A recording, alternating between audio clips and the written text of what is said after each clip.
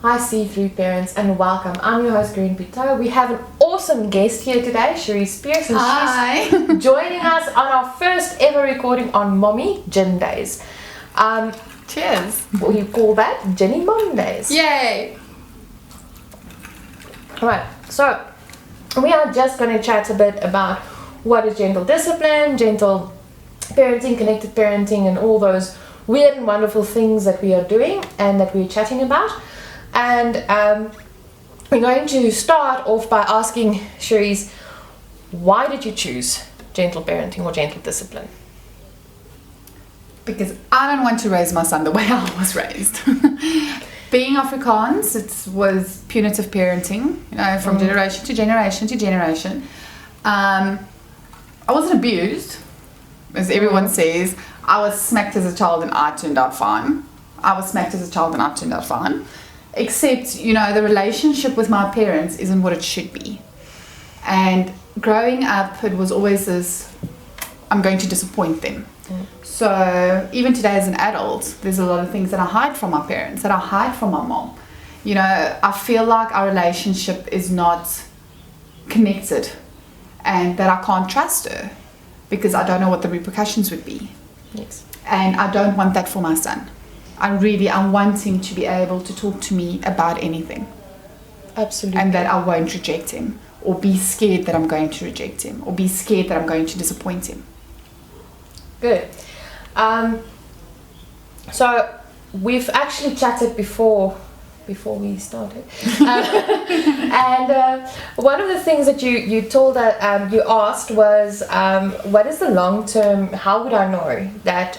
Or someone asked you, sorry, how you would know if the connected parenting and the gentle discipline is actually worthwhile. What would be an indication that it's actually working? Because as a parent, we even though we parent in the moment, we also parent focusing towards the future. So a lot of people, especially if in your tool belt is only punitive parenting, struggle to see the positive outcomes for kids that still have boundaries, that is still being disciplined but not being disciplined in a punitive manner, and they struggle to see the potential positive of the future. And you actually told me an interesting story that how you first answered it, and then we actually chatted a bit further, and then something that made you realize but this is one of those moments where you can see how your parent actually has a positive impact on how your child engages with the world. Yes. So he's now 20 months old. And with the connected parenting, we also don't shy away our emotions from him. His emotions are validated, our emotions are validated. And about a month ago, we had a bit of a situation and I was devastated. And I got home and all in tears. And he was just looking at me unsure of what to do. When he's crying, I go and I pick him up. And he was very unsure, and I called him closer. And I just said to him, I'm really, really sad. And I'm upset and I just need some love. And he just looked at me and was like, okay. Okay, this is weird. And then this was about a month ago. And then last night, one of my friends, she came over to our house. She's going through a breakup.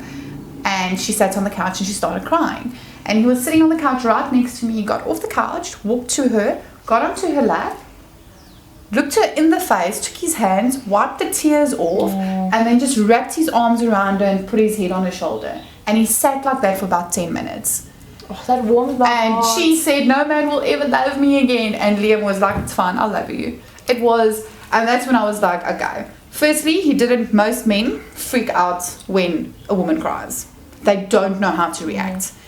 And my biggest thing with raising a man was that I don't want him to shy away from his own emotions or other people's emotions.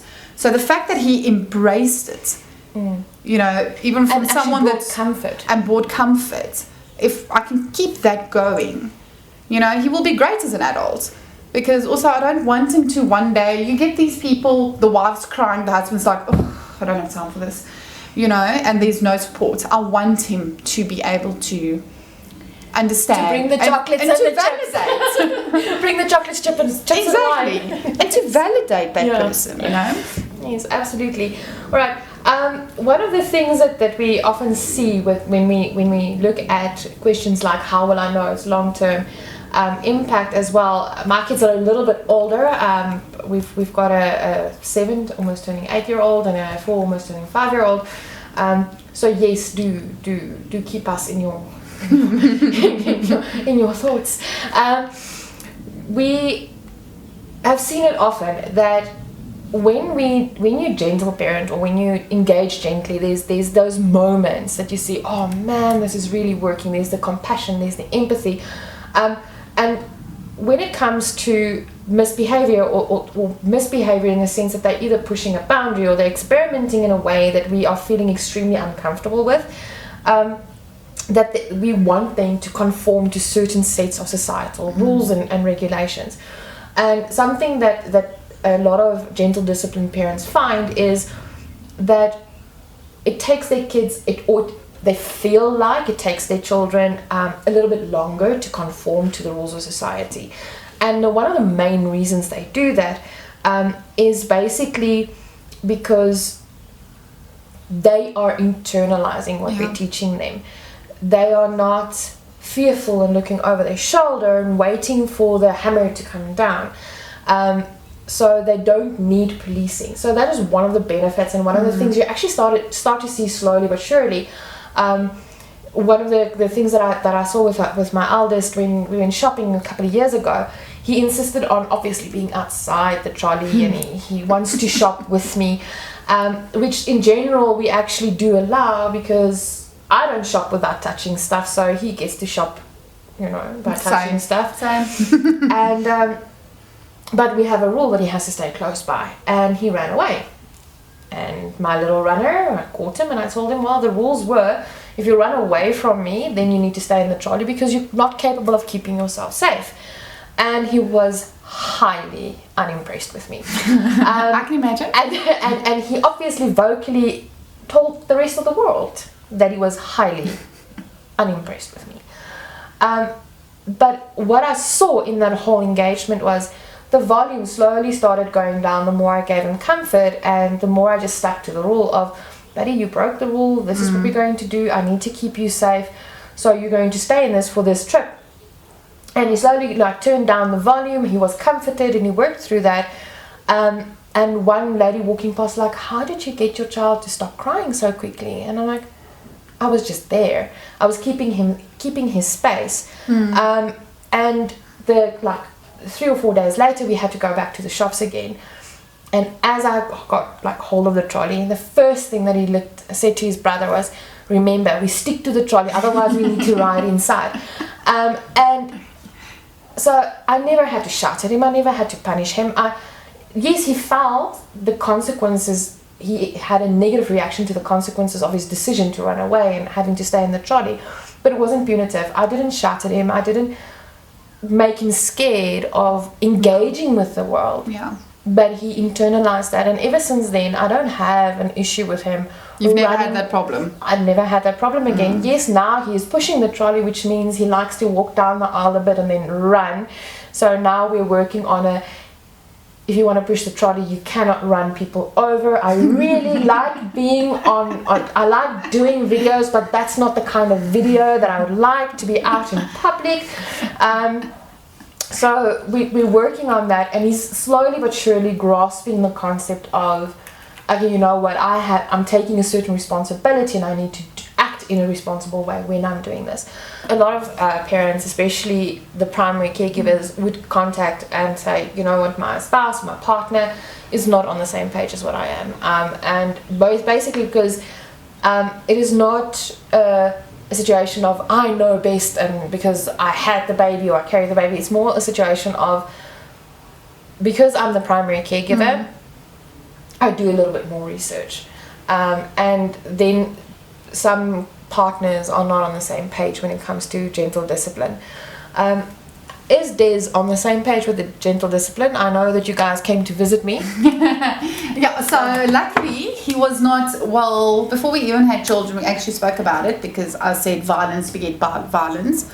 So I do not want to hit my children, be it boy or girl.